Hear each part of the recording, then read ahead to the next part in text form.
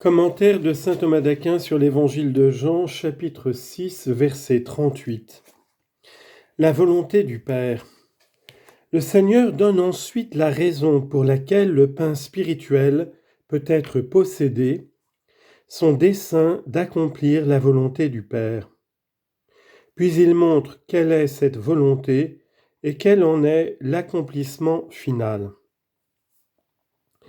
Parce que je suis descendu du ciel, non pour faire ma volonté, mais la volonté de celui qui m'a envoyé. Quant au dessein d'accomplir la volonté du Père, sachons que la lettre ici donne lieu à deux interprétations, celle d'Augustin et celle de Chrysostome. Voici celle de saint Augustin. Celui qui vient à moi, je ne le jetterai pas dehors, et cela parce que vient à moi celui qui imite mon humilité.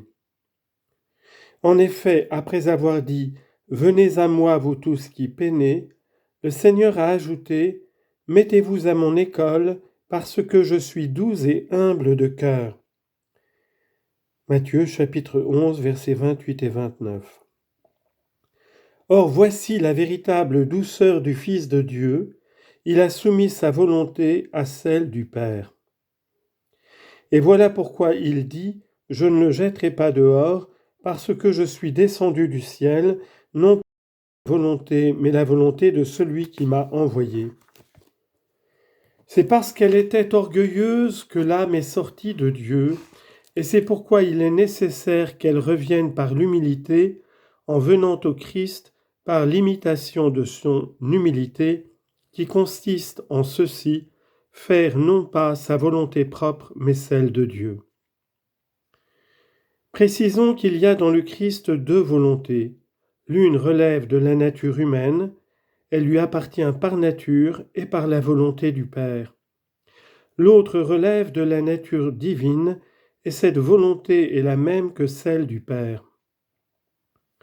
Sa volonté donc, je veux dire sa volonté humaine, il l'a soumise à la volonté divine, parce que sous la motion de la volonté qui est la même que celle du Père, il s'est montré lui-même obéissant en voulant accomplir pleinement la volonté du Père.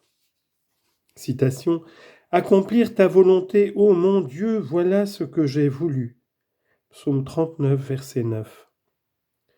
Que cette volonté se fasse en nous, nous le demandons lorsque nous disons « Que ta volonté soit faite ». Ils ne sont donc pas rejetés au dehors, ceux qui ne font pas leur volonté, mais celle de Dieu.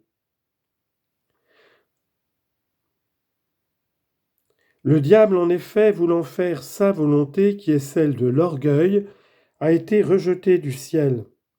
Confère Apocalypse chapitre 12, verset 9. Et le premier homme du paradis. Saint Jean Chrysostome interprète de la manière suivante. La raison pour laquelle je ne rejette pas au dehors celui qui vient à moi, c'est que je suis venu pour ceci, accomplir la volonté du Père en ce qui concerne le salut des hommes. Si donc je me suis incarné à cause du salut des hommes, comment devrais-je les rejeter ? Et c'est ce qu'il dit, je ne rejette pas, parce que je suis descendu du ciel non pour faire ma volonté, c'est-à-dire ma volonté humaine en vue de mon propre bien, mais la volonté de celui qui m'a envoyé, la volonté du Père, qui veut que tous les hommes soient sauvés. Confère 1 Timothée, chapitre 2, verset 4. Et c'est pour cela que, quant à moi, je ne rejette personne. Citation de l'Épître aux Romains.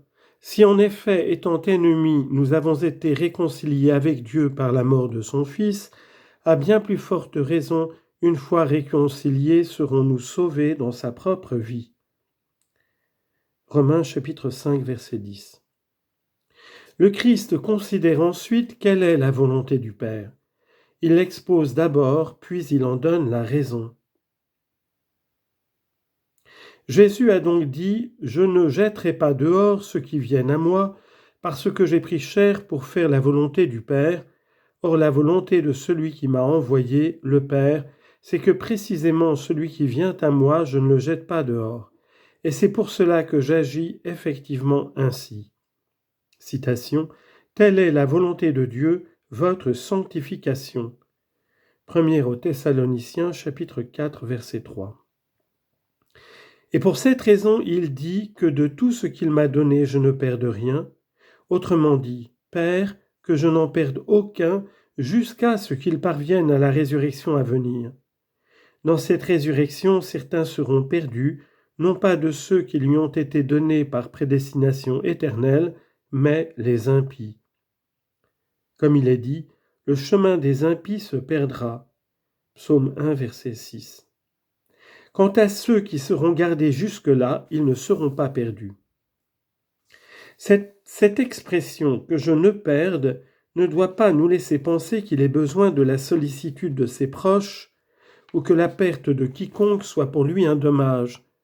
Mais il dit cela à cause de son désir de leur salut et de leur bien qu'il considère comme sien. Mais cela est contredit plus loin.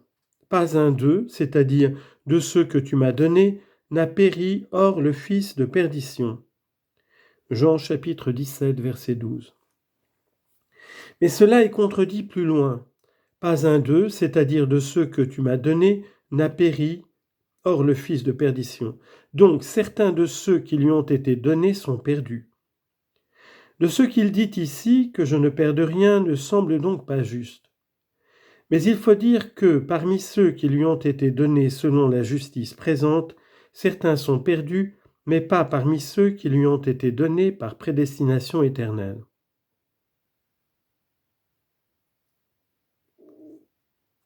Car c'est la volonté de mon Père qui m'a envoyé, que quiconque voit le Fils et croit en lui ait la vie éternelle. Il donne ici la raison de cette volonté divine. Pourquoi le Père veut-il que je ne perde rien de ce qu'il m'a donné ? C'est que la volonté du Père est de communiquer la vie spirituelle aux hommes parce qu'il est lui-même source de vie. Psaume 35, verset 10. Et quant à lui, puisqu'il est éternel, sa volonté est que quiconque vient à lui ait la vie éternelle. Et c'est ce qu'il dit.